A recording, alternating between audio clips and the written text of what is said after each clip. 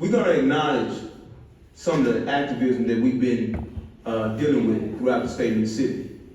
Submergence of police violence against the black community has been taking place. In particular, they've been killing our children. They've been killing our children. The black community have not appropriately responded to them doing this. But we, the Elmo Geronimo Pratt Gun Club, takes the initiative to be the practical response to what it is that these state-sanctioned slave patrollers doing to our community.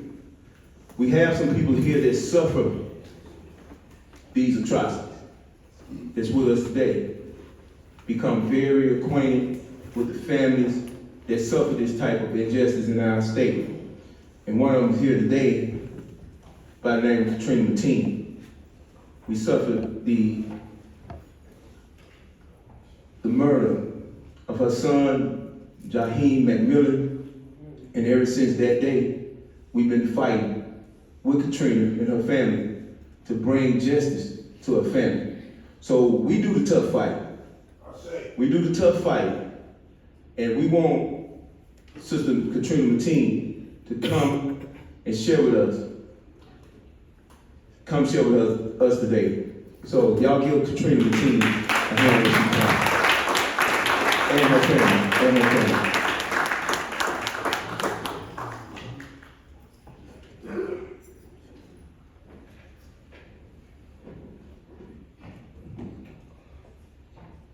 Hello, my name is Katrina Mateen, and I'm the mother of Jaheim McMillan from Gulfport, Mississippi. October 6th was like a devastating day for me to see my son laid out in front of the dollar store without getting any type of aid, and the ambulance was right down the street. Nothing has been done because Gulfport won't charge the officer for murdering my son. But I do plan on fighting, and I'm not going to give up on my son. And I'm having a protest October 6th, 2023, at the same place that my son was murdered at. It's in 20 days. So if you all can attend, that'd be good. And I'm gonna let Lamar take over. As part of Jaheim Way, that is one of the many things that we are trying to get across and get a point in our community. The biggest thing that we found was the lack of support within the community, because everybody did not know what to do and how to do things. And frankly, I think they were scared. I mean, I'm just gonna go ahead. It was fear. It was fear. It was fear all over. On October 6th, 2022, I was sitting in my office actually as a therapist, and to get a call like that, I honestly did not know what to do, what to say. I was just stunned. I was just speechless, you know. And then one of my other counterpart or coworkers came in, and she was looking at me and she was asking me what happened. And when I said it, I just couldn't believe I was actually saying what I was saying. And then I got off and was able to go down to the scene. And of course, Katina and the rest of our family was at the hospital trying to deal in that situation, but I actually was able to walk it for just the first time.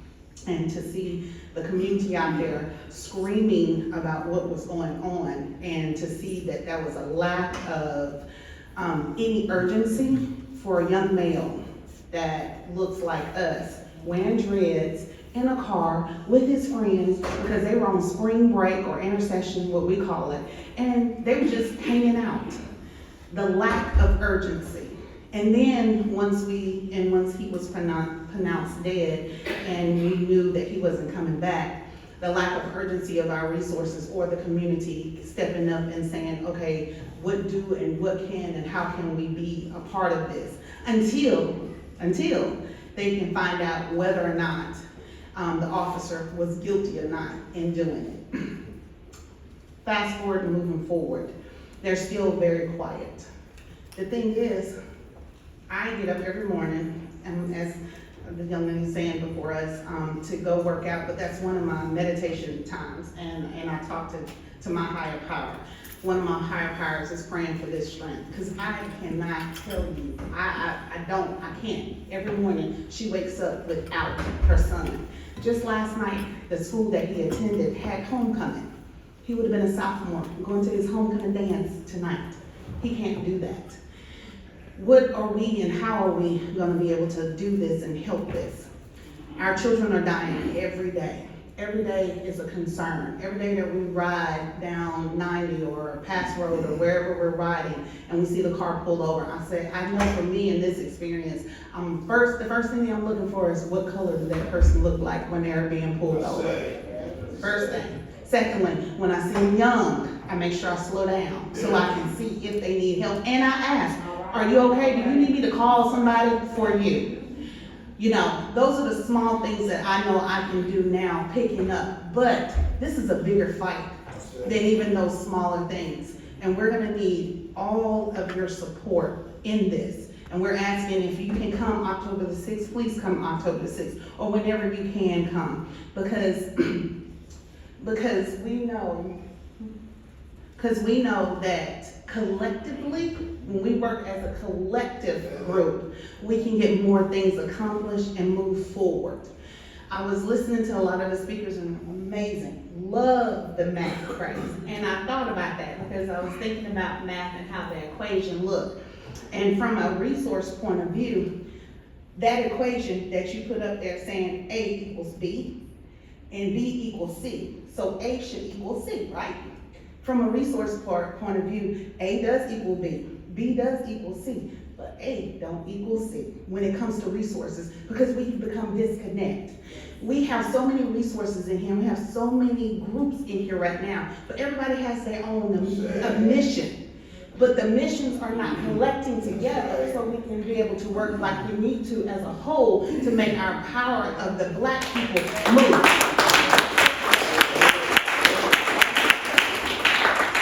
So my equation and what I thought about it in that mathematics is how do we come up with our own global mission so that when we start working collectively in a small entities, that small entities work towards that global entry so that then we can become one and as powerful as we know we should be and can be so that our children can have something to grow towards as well.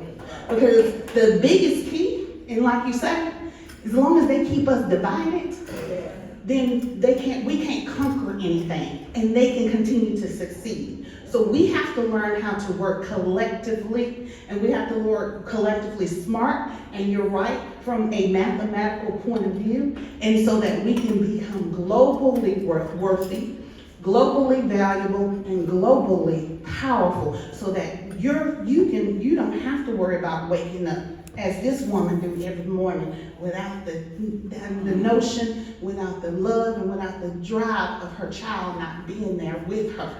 See, that's something she's gonna live for the rest of her life. But the great thing about what we're doing today is Jaheim will always live because Jaheim's way is gonna go globally based on what we're doing today. Thank you.